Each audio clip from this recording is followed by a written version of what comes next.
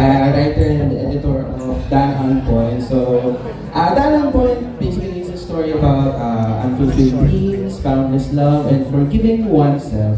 Ayan, so it's about mother and son, ballet dancer, ballerina, and making this film, I'm very enthusiastic and optimistic for this festival, and I hope na ma-edit siya ng maganda, and I'm very optimistic din naman na magiging maayos po yung kalabas. Yun lang po, maraming salamat po. Pure God sila panalo sa aking mga producers po and mga everyone na part ng festival. Yun lang po, maraming salamat po.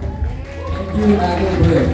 Next, we have Alan M. Balance Jr. from Polytechnic University of the Philippines with his film Cancer Din Ang Zodiac Sign Mo.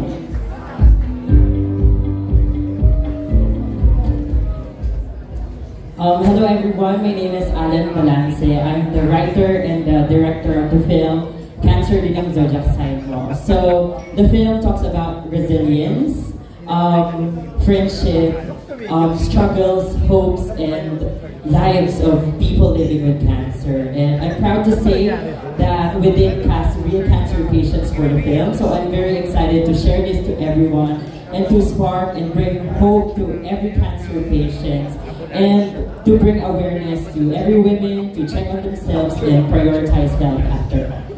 Thank you so much. Pure God Cinema.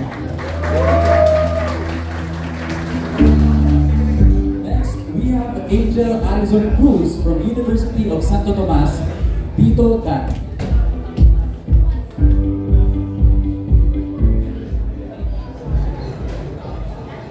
Hello po. Good afternoon. I am Angel Arizon Cruz from University of Santo Tomas. I am the director for Tito Daddy. It is the story of Yumi, who is a lost 24 years old, who navigated her home after the chaos of Bagyong Ondoy, and also had a strained relationship with her parents, all while looking for her old videotape that would revive her old dreams as a filmmaker. So basically, it's about the story of some things that you just can't control and how you will deal with it from your before to who you are now to the present. So everyone, thank you so much.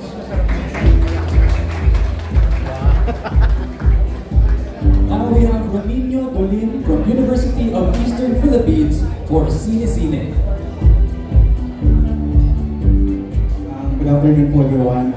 I'm Ramino Dolin, the director of Cine Cine, and galing po kami ng Northern Samar po representing University of Eastern Philippines.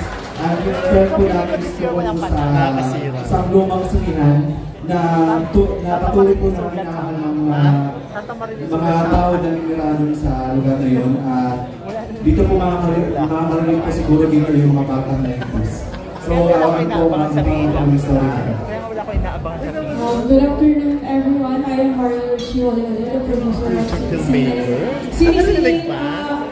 Serves us as a beacon of hope na kaya rin ng mga young filmmakers na ipanalo muli ang pelikulang Pilipino.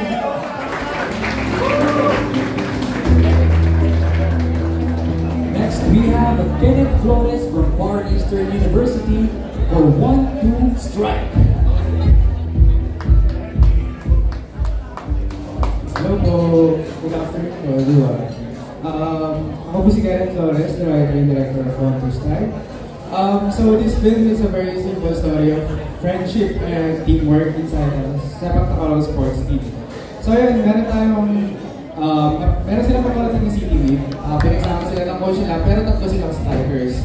So ayun, dito sa film ito, dito namin i-discover kung ano ba talaga true meaning ng friendship, kung ang mas nagmamahal ba sa dulo, yung pagkapanalo, pagkatalo ba nila, or friendship. Ayan naman po, maraming salamat po. Pure God sa ito.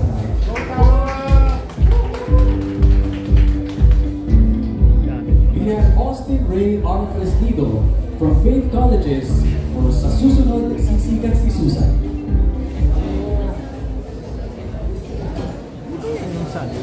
Hello po, I'm Austin Ray. I'm the director of Sa Susunod Sisikat si Susan, and together with me is Adrian Polverido, my assistant director. So our film is all about a mother So our film is Sunod si Sikat si Susan tells a story about a mother who's questioning whether she has what it takes to finally reach her dreams when all she did was to become a mother. Okay.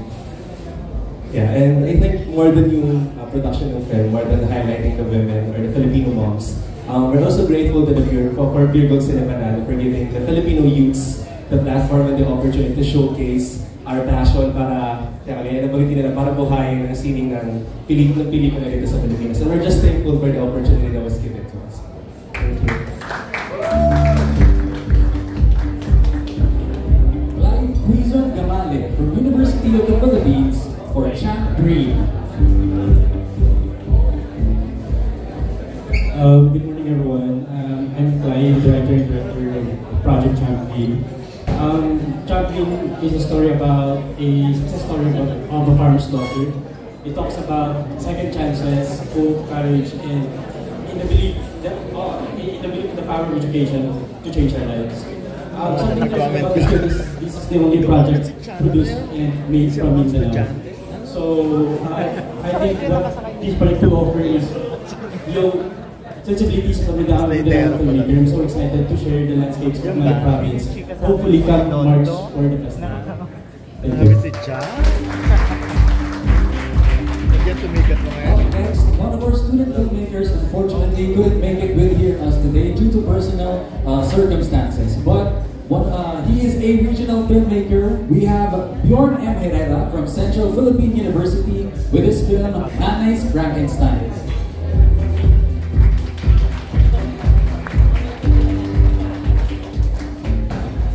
Next, we have Maria Eleanor P. Javier from University of the Philippines, Visayas, with her film Mother at 60. Hello everyone, I am Eleanor Javier. I am the director of Mother at 60, and something about this film is that it is a very simple story and it talks about family, it talks about restorations of relationships. This is all about people in the family who are fighting on their relationships, who tried and who wants to try. Hello everyone, I'm Sophia Lata, I'm the associate producer of Mother at 60, and we are extremely grateful for the opportunity to showcase the unspoken strained relationship of a mother and daughter. And we hope that this brings the Filipino community an inspirational film to watch. And we are extremely grateful for Pure Road for giving us the opportunity to bring Mother at 60 to life.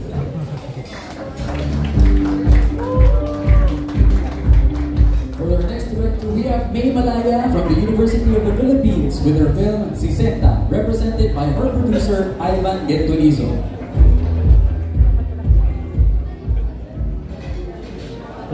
Ayan. Magandang hapon po sa inyo lahat. Ako po si Ivan Gentolizo, co-writer and co-producer ng Sisenta, and on behalf of our director, ito po ako represent ang aming films. So, ayun po, ang Sisenta ay tungkol sa isang matandang babae. Kaka-turn pa lang niya ng 60-year-old and she just obtained her senior citizen card.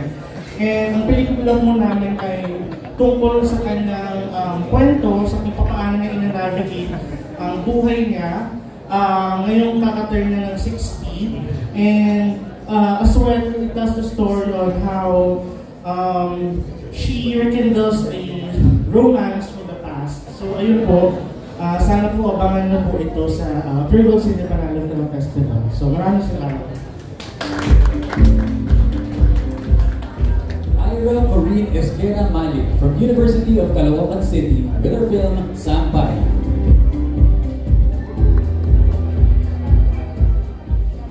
Reactions out. Good afternoon everyone. I am Ira Corinne. I am the director of Sampay. Ang kwentong Sampay po ay tungkol sa isang batang sisa.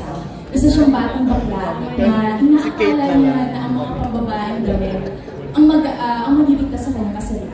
So, as you can see here in our poster, our film is very heartwarming, very childish, but very fun to watch.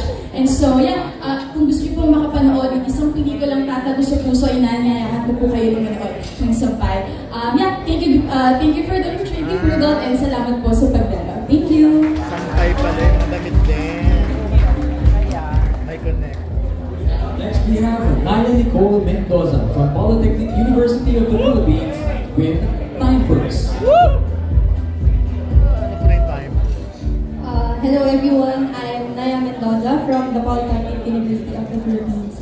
Time First will be witnessed through the eyes of a 7-year-old girl who witnesses her older sister go through womanhood. I think this film aims to share that even though women are often limited by societal expectations, we can still make films and we can still share stories about womanhood. Thank you so much, Pure Gold Cinepanalo, for this opportunity to more women in filmmaking. Thank you so much.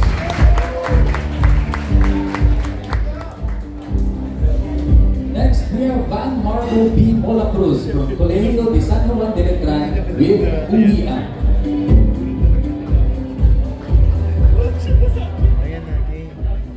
Hello po. My name is Van Marco Mola Cruz and I'm from Colegio de San Juan de Letran. Ang Korean po is about woman na nakadevelop ng clothing obsession after mawala yung anak.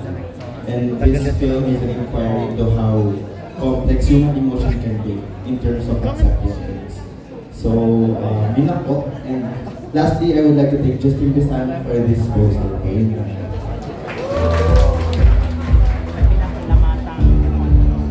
Jadrian Morales, University of the Philippines with Let's Go Somewhere Else.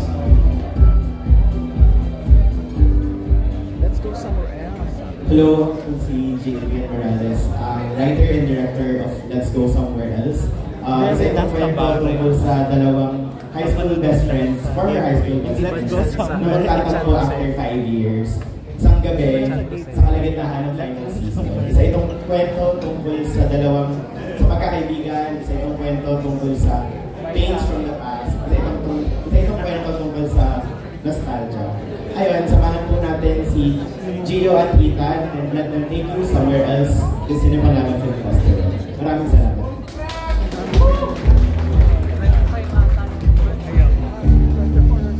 Next, we have Regine Narciso from Dalubhasaan ng Lungsod ng San Pablo with Papunta Ka Pa Lang, Nakabounce Na Ako. Hello everyone, I'm Regine Narciso, but you can call me Reg. And the title of our film, it draws inspiration from the classic line na lagi natin naririnig sa mga matatanda, which is, papunta ka pa lang, pabalik na ako. But, nilagyan lang namin siya ng modern twist. We incorporated the Gen Z slang bounce, which means to leave or exit. Ayun po. And this film, it tells a story about the unexpected friendship of Generation Z and elderly, and this is Lottie and Lola Melly. Lola Mel is her reclusive elderly neighbor. And while it highlights the generational gap, this film will also show that true friendship knows no age. Thank you. Next, Alexi Nicole from Polytechnic University of the Philippines with Checkmate.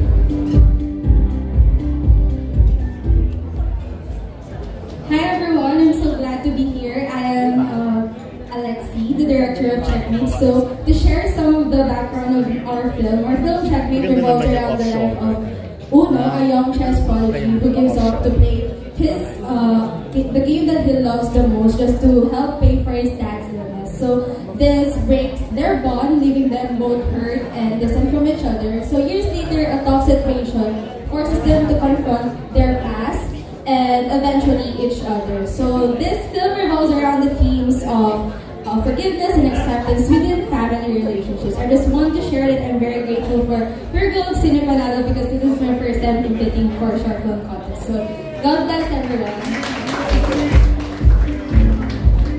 Keith Earl B. Rebaño, University of the Philippines, Visayas for Tanora.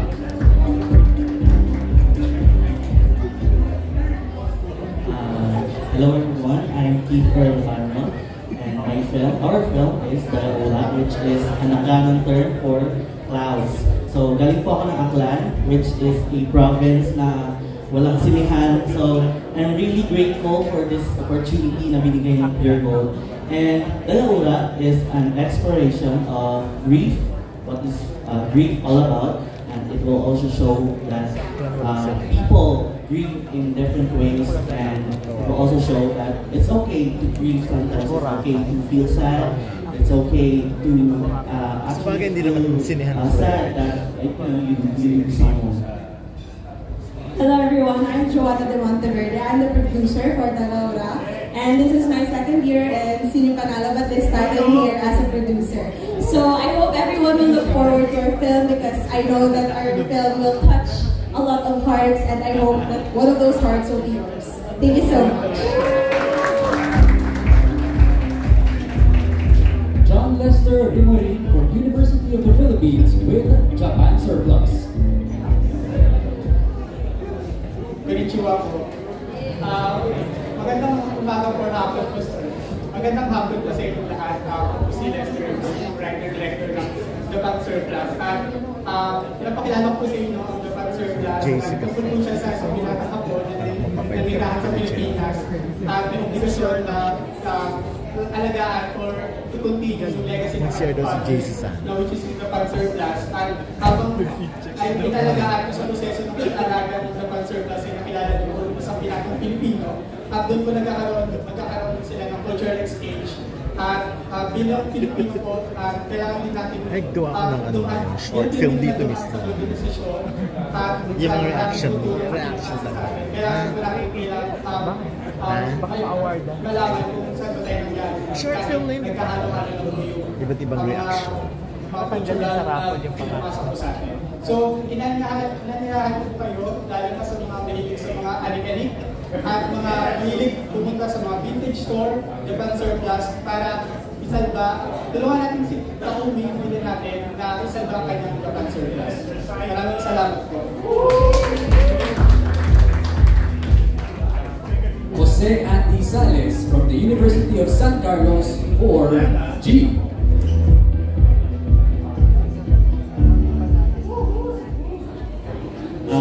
Good afternoon everyone. Ako nga po pala si Jose Andy Sales. I am the director of G, and I'm from the University of San Carlos, Cebu.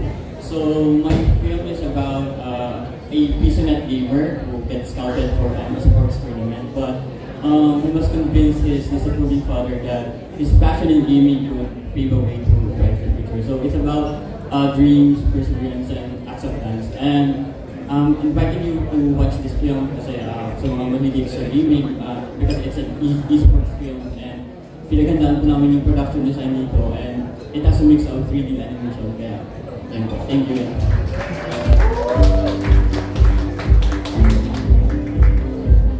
Mark Joseph Sanchez from the Polytechnic University of the Philippines with our one and only Baboy. Magandang hapon sa lahat. Ako po si Mark Joseph Sanchez, or MJ. Ang our one and only Baboy po ay mag-explore sa themes ng love, loss, and finding yourself again along the way. You can expect our film to be something silent yet a film that will also speak volumes. So, iikot po yung storya sa isang araw ng journey ni Buddy na pagbebenta sa kanilang nag-iisang anak na si Baby, isa po siyang biig.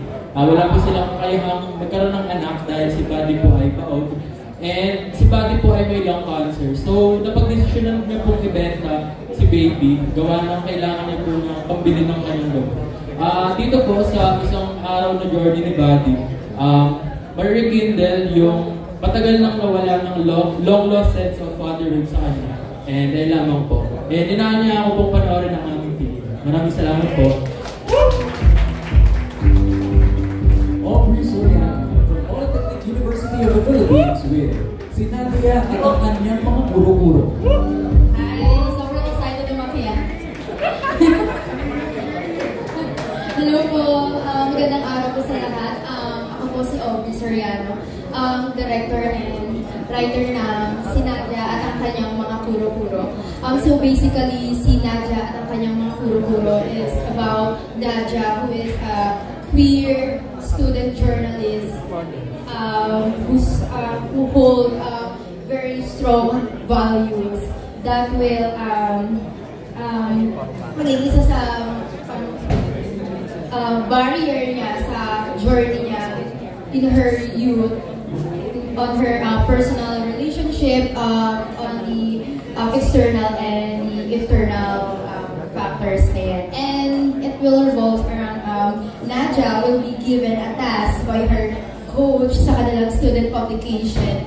And as she is deciding what topic she should write about, she will come up with a very drastic decision. And for trivia, kung gusto niya lang naman,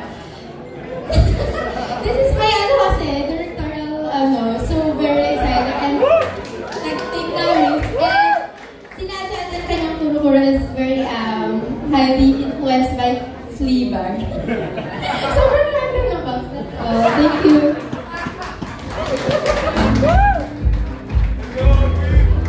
Jasper Dan from Fort Eastern University with Sapagbunga. Okay, hi.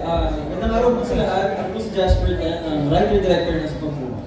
So, ang Sapagbunga tungkol lang po siya sa isang matandang si Ellie. So, ina-isolate niya ang sarili niya and ang tanging inaalala nila ay mga bulaklak niya. So, gigising siya, matutulog siya, mga bulaklak niya lang inaalala. And eventually, masisira itong routine na to nang dumating ang araw na may batang pumipita sa kanyang harating. So, gawa ng batang to, mapipilitan siya kung saan ulit ang sarili niya. So, ayun lang po. Maraming salamat.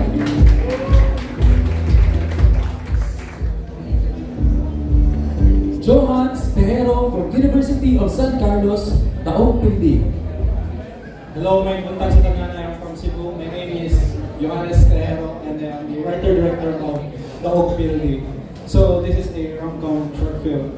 It is about Mark and Lexi who find themselves honing their skills in a fighting game in an arcade for an upcoming tournament, and they face a dilemma of who deserves to win between them. So in this short film, we'll be featuring it is a collaboration with Ranita Games also.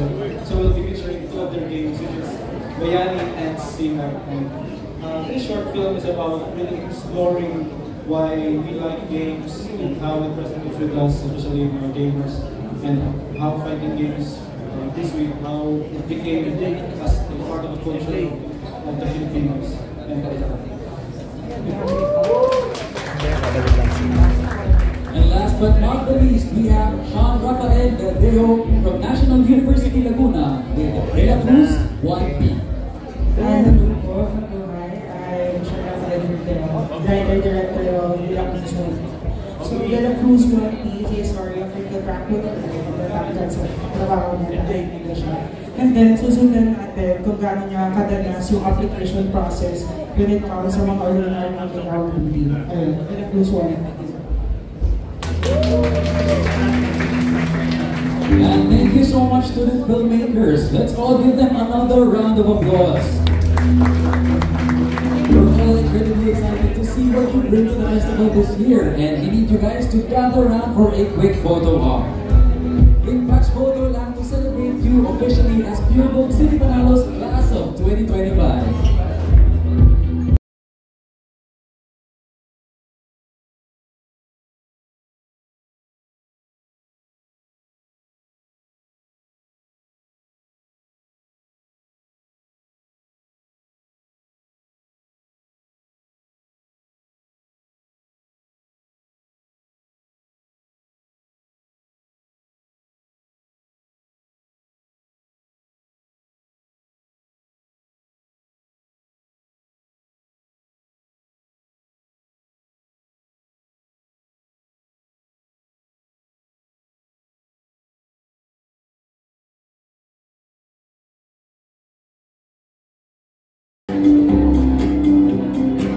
Now please remain on stage while we invite Directrice Kahilig and Ms. Ivy Piray to join you for a quick photo opportunity.